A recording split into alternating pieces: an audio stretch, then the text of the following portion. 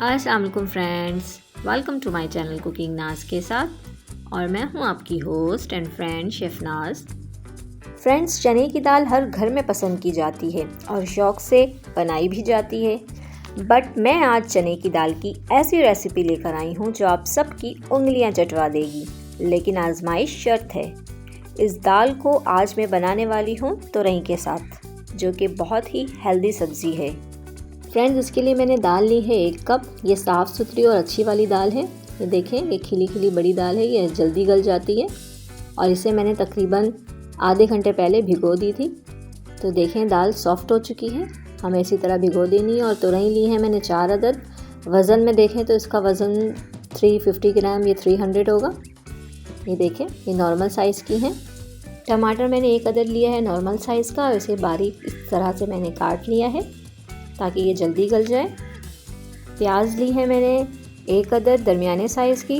इसे भी इस तरह मैंने छोटे छोटे टुकड़ों में काट लिया है। ये देखें, इस तरह से। जीरा लिया है मैंने 1 टीस्पून। तेज़ पत्ते लिए हैं मैंने 2 अदद। ये देखें।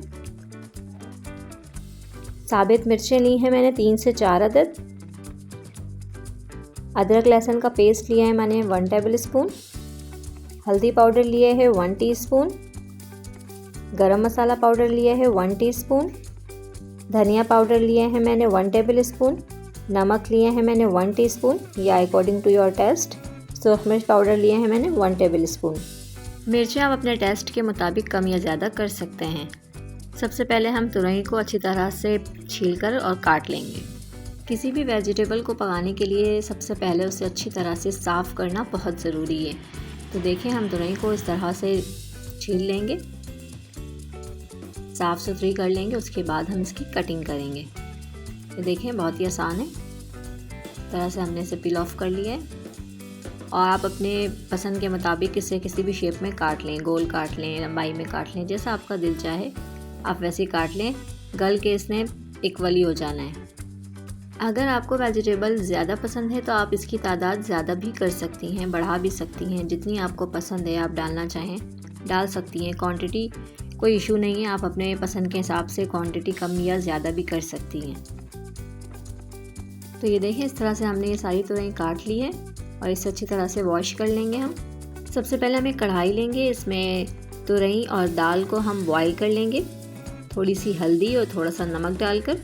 इसमें और हमने कुछ नहीं डालना है, सिर्फ थोड़ी सी हल्दी और थोड़ा सा नमक डालना है।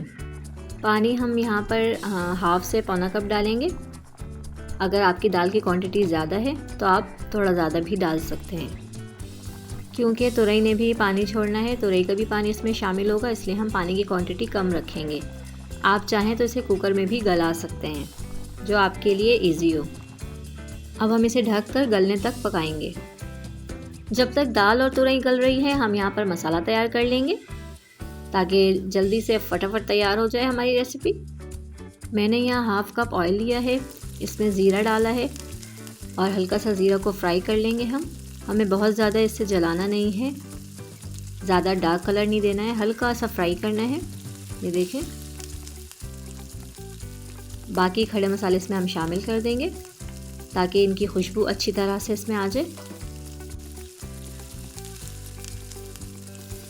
ये ज़रा सा फ्राई करने के बाद हम इसमें प्याज शामिल कर देंगे और प्याज को हल्का सा सौते कर लेंगे। हमें इसे ब्राउन नहीं करनी है, कोई डार्क कलर नहीं देना है, कोई रंग नहीं देना है, इसे हल्का सा सौते करना है, बिल्कुल लाइट सा कलर देना है। ये देखें, इस तरह से बस हो गई प्याज ब्राउन। अब हम इसमें अदरक लहसुन शामिल कर देंगे ताकि वो भी ऑयल में अच्छी तरह से फ्राई हो जाए, भुन जाए और इसकी स्मेल ख़त्म हो जाए। अब हम इसमें टमाटर शामिल कर देंगे और साथ ही थोड़ा सा पानी शामिल कर देंगे ताकि हमारा मसाला जले ना। साथ ही हम टमाटर को फ्राई कर लेंगे। फ्राई करने के बाद हम इसे हल्की आंच पर ढककर गलने के लिए रख देंगे ताकि टमाटर गल कर अच्छी तरह से मसाले में मिक्स हो जाए, ये साबित ना रहे और तमाम मसाले यकजान हो जाएं। 5 से 7 मिनट हो चुके हैं, टमाटर अच्छी तरह से गल चुका है। अब हम इसे भून लेंगे। ये देखें, बिल्कुल सॉफ्ट हो चुके हैं टमाटर और मसाले ने ऑयल भी रिलीज़ कर दिया है। हम बाकी मसाले इसमें डालकर इसे अच्छी तरह से हम भून लेंगे, इसे फ्राई कर लेंगे ताकि मसालों का जो कच्चापन है वो ख़त्म हो जाए। और बहुत ही ज़बरदस्त, बहुत ही शानदार मसाला, बहुत ही फ्लेवरफुल मसाला तैयार हो जाए। फ्रेंड्स, माशाल्लाह से इस मसाले की खुशबू इतनी शानदार है, इतनी ज़बरदस्त है। इस मसाले के साथ तो दाल बहुत ही कमाल की बनेगी। दाल गल चुकी है, ये देखें, हम चेक करेंगे कि दाल अच्छी तरह से गली है या नहीं।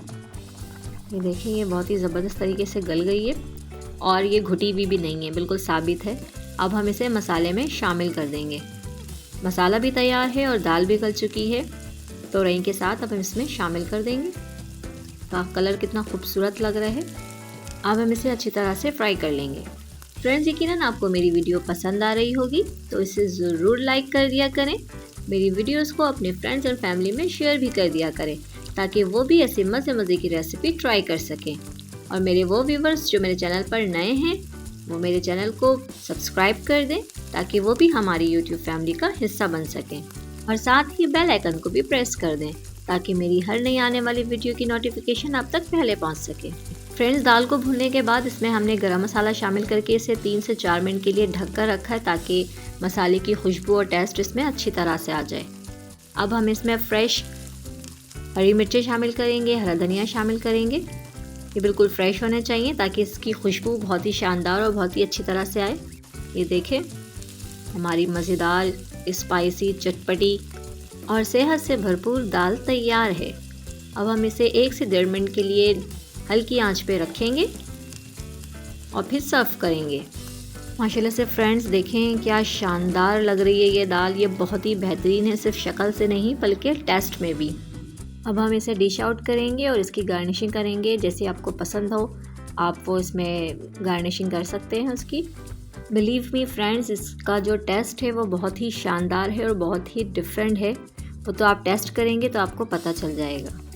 आप चाहें तो आप इसी तरह भी सर्व कर सकते हैं, बट हम इसे थोड़ा सा और प्रेजेंटेबल बना रहे हैं। हरा धनिया तो हर सालन में खूबसूरती में इजाफा करती है।